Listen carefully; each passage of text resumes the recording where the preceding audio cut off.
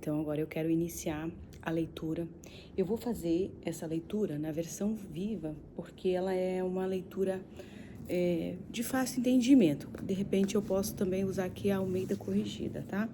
Mas ela vai dizer assim, eu não vou ler, então, diretamente a Ezequiel 1, mas eu já coloquei ali para vocês poderem me acompanhar, tá? Então, Ezequiel 1, depois Ezequiel 2, capítulo que, na verdade, é a continuação, né?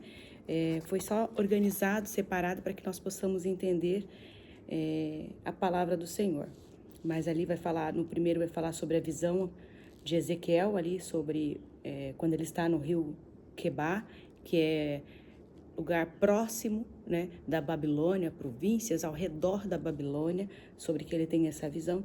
E depois, no 2, ele vai falar sobre a ordem, né, que Deus dá a Ezequiel. E eu vou ler porque eu deixei tudo anotado no meu caderno para que eu não me perca tanto em questão de data, né, das palavras que o Senhor quer falar. Quando ele fala ali em Ezequiel 1, ele vai dizer ali no versículo 25, eu ouvi uma voz que vinha daquela superfície brilhante acima das cabeças das criaturas, sobre a visão que Ezequiel teve. Aqui eu estou fazendo um resumo, tá? Do capítulo 1. Enquanto ficava de asas fechadas. No versículo 26, e sobre essa superfície brilhante havia alguma coisa parecida com um trono azul, feito de safira. E assentado no trono estava alguém que se parecia com um homem. Versículo 27. E da cintura para cima era brilhante como metal no meio do fogo, e da cintura para baixo parecia feito de fogo puro, muito brilhante. Tudo em volta dele brilhava. Versículo 28. E com muitas cores, como o arco-íris nas nuvens de um dia chuvoso. Foi assim que eu vi a glória do Senhor. E ao ver tudo isso, caí por terra e escondi o meu rosto. Então ouvi a voz de alguém falando. Isso é a visão que Ezequiel tem e a voz que ele ouve. E aí começa a dizer que a fala da visão, na verdade, inaugural e majestosa de Deus, que o profeta teve enquanto estava no exílio, na Babilônia, por volta ali de 597 a.C., junto ao rio Quebar. A passagem descreve o quê? O firmamento, o trono celestial, a aparição da glória do Senhor. No versículo 25 e versículo 28, conclui a descrição detalhada, então, da visão que serve como um chamado profético de Ezequiel. E estabelece a soberania de Deus, mesmo longe do templo de Jerusalém. Versículo 25 fala da estrutura, o firmamento. No versículo 26 fala do trono, fala de uma figura semelhante ao homem, indicando então uma forma corpórea, mas divina de Deus. Uma teofania, uma manifestação visual de Deus. Então, Ezequiel 1 vai trazer esse apanhado para nós, essa semelhança humana que prenuncia uma ideia de um Messias que viria. E no versículo 27 e 28, a glória do Senhor, a figura do trono irradiava um intenso brilho e fogo, como metal brilhante, um fogo ao redor, um arco que aparece nas nuvens em um dia de chuva. O arco-íris estava ao redor do trono. Essa luz e o arco-íris simbolizam a majestade, a santidade e, simultaneamente, a fidelidade e a aliança de Deus. Mesmo em meio ao julgamento e exílio, a visão termina como Ezequiel prostrando-se com um rosto em terra em um ato de reverência, adoração diante da magnitude e da glória divina. Esses versículos, então, eles estabelecem uma autoridade de Ezequiel como profeta, mostrando que ele recebeu uma revelação direta e esmagadora da majestade de Deus. Ai, que maravilha! Que não está limitada a Jerusalém ou ao templo, mas pode se manifestar em qualquer lugar, inclusive na Babilônia. E quando eu começo a ler Ezequiel 2, vai falar que do chamado do profeta por Deus para falar com Israel. Uma nação rebelde sendo instruído a não ter medo deles, mesmo diante da sua teimosia. Ezequiel estava sendo instruído a falar, mesmo vendo, contemplando ali a teimosia de Israel. E ao receber e a internalizar um rolo de livro com mensagens de lamento, pranto e ais, que ele deve transmitir fielmente, quer o povo ouça ou não, pois eles precisam saber que um profeta esteve entre eles. E aqui já começa a deixar muito claro, para mim e para você. Então eu quero ler aqui.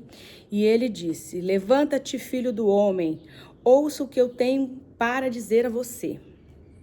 Ezequiel capítulo 2. No mesmo instante em que eu falava comigo, o Espírito entrou em mim e me fez ficar em pé.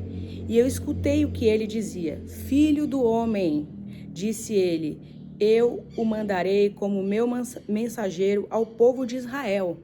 E essa nação desobediente que se revoltou contra mim.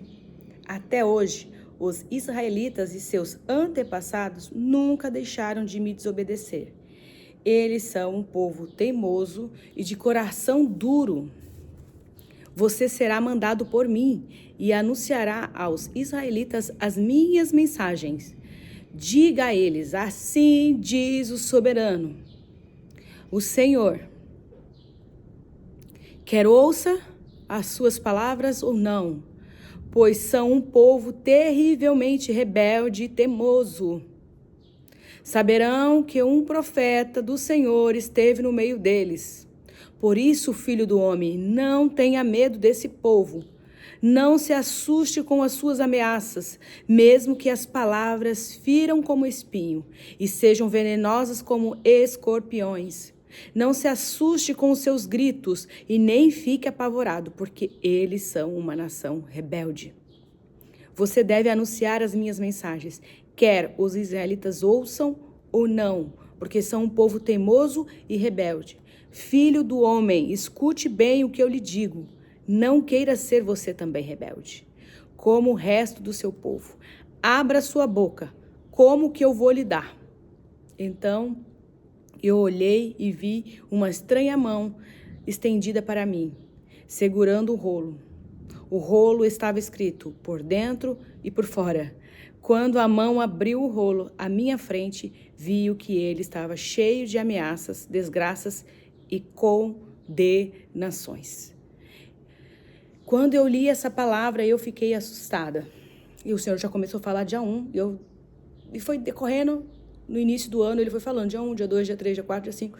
E eu falei, eu vou esperar até que ele entregue tudo para que eu possa, então, assim, gravar e compartilhar com você que vai ouvir. E é uma palavra muito clara, por isso que eu já estou lendo nessa versão, não deixa dúvida, não deixa nenhuma margem. Se você crê assim como eu, que isso aqui é a boca de Deus e é Deus falando para mim, falando para você, você realmente vai fazer essa autoanálise, como eu tenho feito nesses primeiros dias do ano. Então ali fica muito claro no verso 1, do 1 ao 7, o chamado e a missão. Ele dá uma ordem. Quando eu vi aquilo ali, eu quis falar, não, é tranquilo, mas no decorrer dos dias, ele foi enfatizando e as mensagens foram se confirmando. Ele quer comunicar algo. O Senhor está me chamando para comunicar algo. E eu entendi. E ele disse, põe-te de pé. Ei, não tenha medo, vai e fala. E é muito difícil, porque nós vivemos um contexto hoje em que se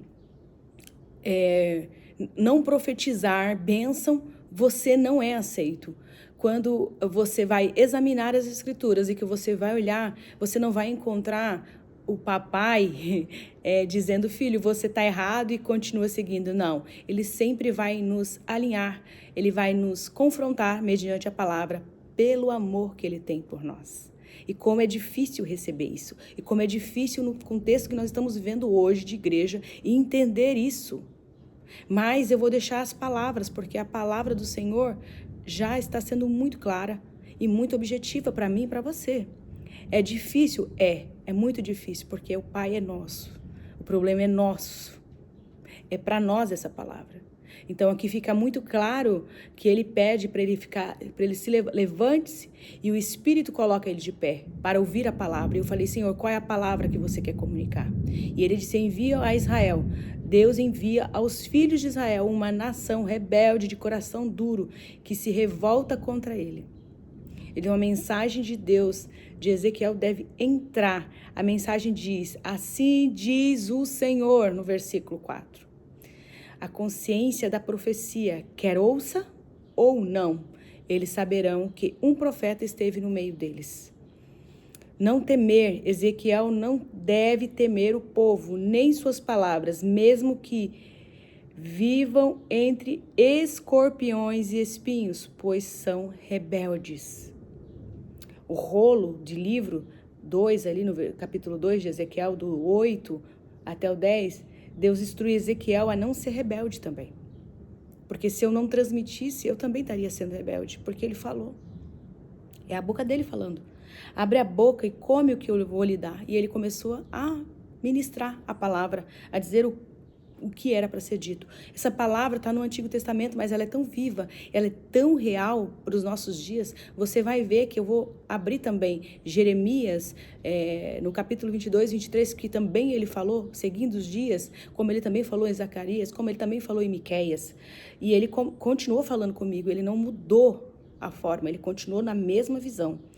A visão da mão e do rolo, uma mão estendida entrega a Ezequiel um rolo do livro.